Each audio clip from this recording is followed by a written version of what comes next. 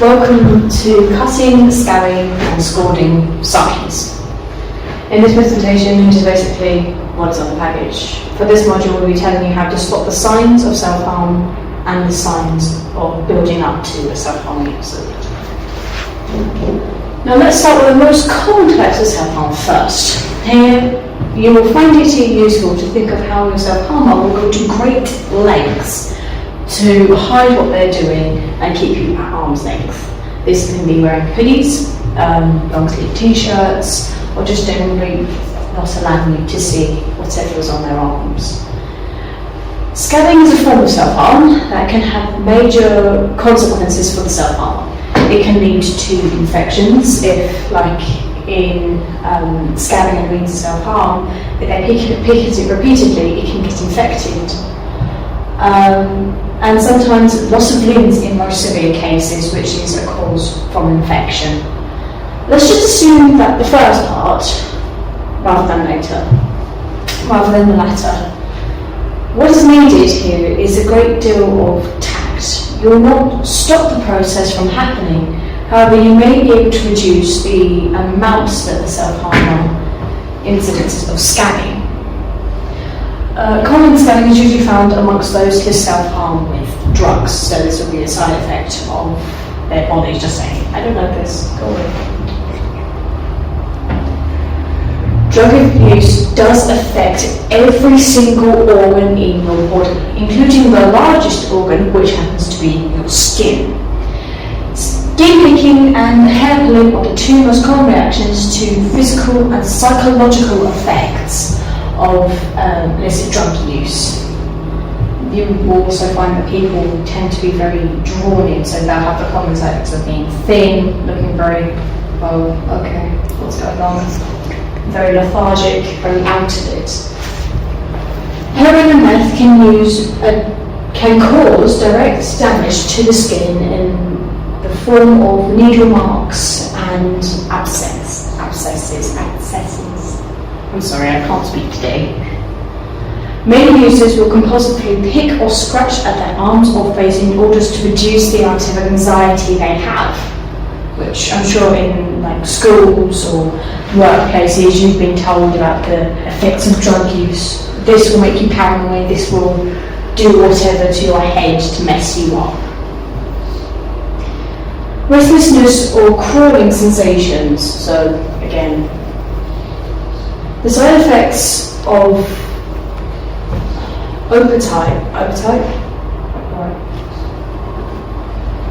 withdrawal, such as agitation or goosebumps, often trigger the urge to pick or rub at the skin. This can be found on a website which we've linked here, which you can again download the presentation from the Open Learning website and follow along if you want. Remember, a self-harmer will do this with other forms of self-harm, mainly with the point that the stress from cutting has left the self-harmer sort of traumatized in their own minds. If that person is constantly using illicit drugs, and they are considered an addict. A self-harmer will use various ways to self-harm, which we have gone over in the first module. If you wish to recap yourselves with them, then feel free to download the presentations. What to look for? Now this is particularly important, but not always easy to spot because it can vary from different people and how well you know them, how they act normally to how they react to when they're trying to hide something, as in a physical mark on their body or just some form of paranoia, if they will. Generally covering the skin or remaining away from friends and family are the most common elements. Or for people who pick at their skin. Same thing can be said for people who cut. They will try and hide the area of their body as much as possible, not allowing you to see that area of skin, going out of their way to. So if it's a hot day like today, they'll wear a thick jumper. I'm cold. Okay, but the sun's out. I'm still cold. I don't want to take it off. But not all pickers of skin are prone to taking drugs. Some feel that there is a high sensation with the process, The blood oxygen levels for those who pick fluctuate, meaning they go up and down. If taken with the drug addition, then the blood loss can lead to the drug increasing the oxygen loss. And this, in turn, speeds up the effects of the drugs on the cell armor.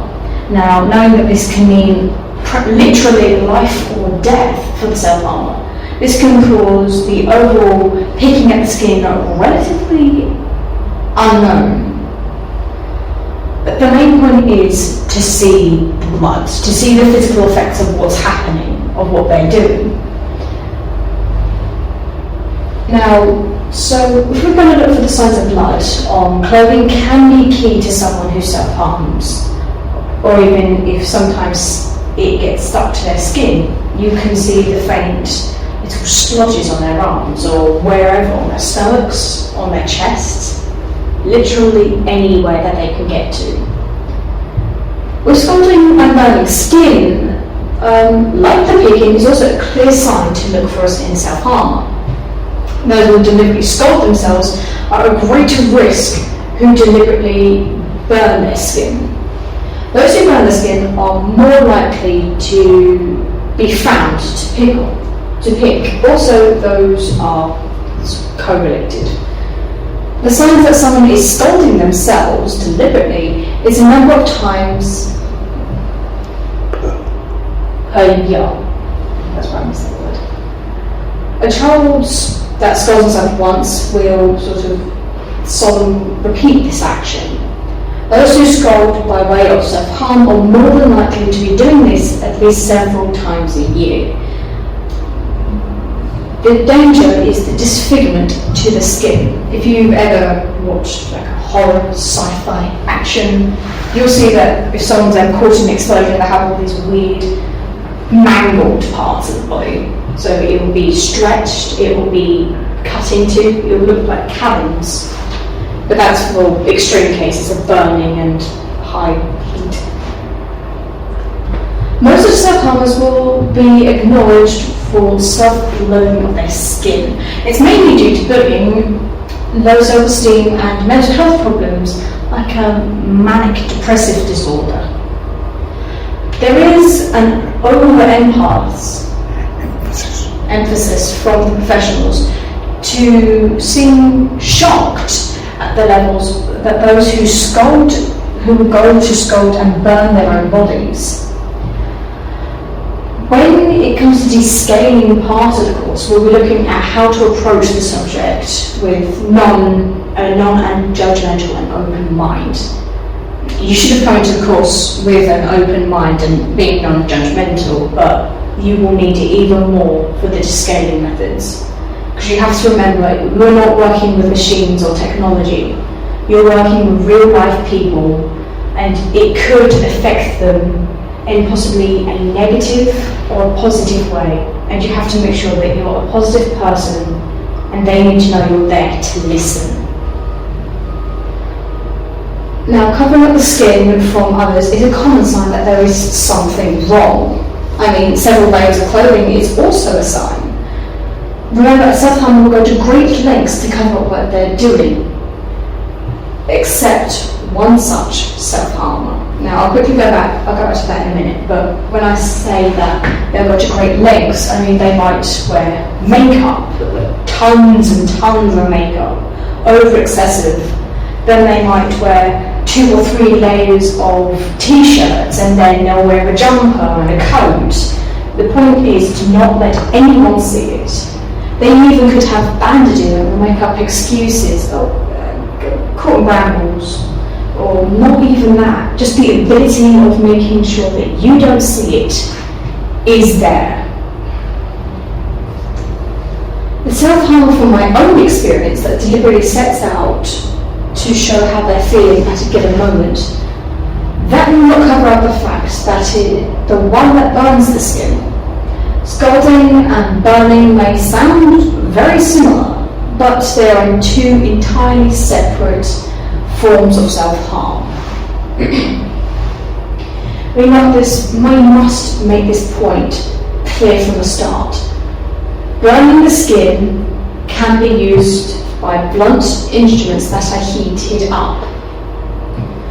This method is not scalding. Scolding is a liquid form of self-harm. Many professionals, I feel, make this mistake, and those that deliberately burn, as I have said, will not hide such happenings, to which Martin has witnessed on several occasions with patients from the Maudsley Hospital in London. Again, there cannot be any clearer. Scalding can be associated with hot liquids or burns are associated with, like from a kettle. But the easiest way to remember is scalding water, burning iron, or sort of burning branding. These people who are known to Martin, men and women, who used to smoke, and they would deliberately burn themselves in front of anybody. These self-harmers are extreme, in my opinion, and on the levels they will go to self-harm, you are probably thinking, how can we help such individuals? I mean, they don't care, they're just literally going in front of people, burning themselves. How can we help them? They're a lost cause. Well, in the descaling module section, I'll give you a technique that I have used to great effect on people that I know that have done this. It's worked most of the time, but it has to be put in by you as well. Remember, the methods that we will give you to try and help are not 100% effective. There is always a 50-50 chance with each individual. Now, what to look for in cutting? Cutting is the most common form of self-harm, therefore it should be the easiest to spot, right? I mean, oh look, that's it, they're cutting, that's it, I know. Well, not really. If you think about it, that people who cut will go to great lengths to hide what they're doing, cutting in places that is not seen to the naked eye. So even if in PE rooms, if you're still in school, or if you're an athlete and you have to change around people, they could cut on the inside of their legs, on their stomachs. I've even known one person to cut in the nether regions, in anywhere that can be hidden, not necessarily just by clothing and makeup, for people who do use it. Wrists are covered up as well, also. If your self-harmer tries to do this, you may not be aware that they're self-harming. Again, cutting their legs and close to their genitalia. Under the armpits are just some of the places that people will cut. Yes, places that you would not expect, yet more adolescents do this on a regular basis, meaning it's harder for people to spot what's going on and whereabouts that person is hurting themselves. One other point I have to mention here before we carry on to the other forms of self-harm in the next lecture, that is, that this act is episodal, which means that person cuts will have throughout several months before actually committing another act of self-harm. So remember, in the first module we said about episodal, so it's not like they have a calendar and a planner and they go, yep, that's it. It's episodal, which means there's a trigger or a stressor, which is one and the same thing. Now, spotting this kind of self-harm is relatively easy if you know what to look for. Firstly, if you are a parent and you are concerned and you think about washing clothes, there are signs on knickers or pants of blood in an unusual position. On the front. The chances are that there may be cause concern. How to approach this sort of situation will come later. If it is hot and the child is wearing a jumper, likewise this might also be a sign that this person is self-harming. Blood under the armpits of clothes is either a sign of shaving the armpits and cutting. So this may not be a telltale sign of self-harm, but make sure you ask the questions indeed. You'll find out the truth.